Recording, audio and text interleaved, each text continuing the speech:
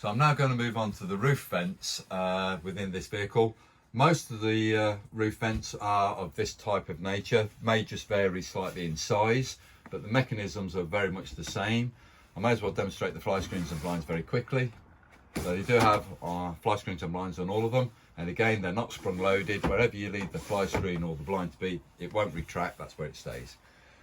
So this is the travel arm. This is in a latched position, it's actually sealed, so to gain access to allow that roof dome to raise up, you're pushing this button in like so, and then you grab the arm and you lift it into the full location there. So the roof dome now is hinged on the front edge and it's raised fully up as much as it will go.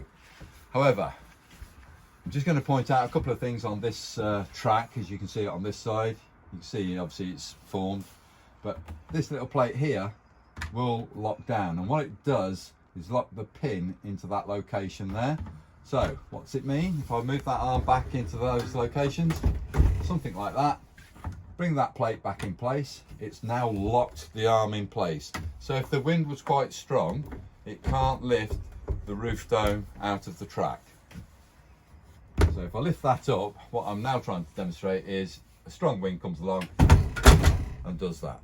Okay, so in the other two locations that you've got one here, you've got one there, you use that lock plate on either track arm, either side of the vehicle, and it just locks that arm into that location. When you're going travelling, please remember to lower the domes down. I have seen it unfortunately going along motorways where these domes sometimes they've not locked them down properly, they're open. By the time I would anticipate the customer gets to his home address or wherever he's going, that's flown off because it's held on by about 3 or 4 hinge points, and believe me, when you've got a headwind at 60 miles an hour, you're going to be breaking that item. So just be aware of that before you travel. Make sure all these roof vents are closed.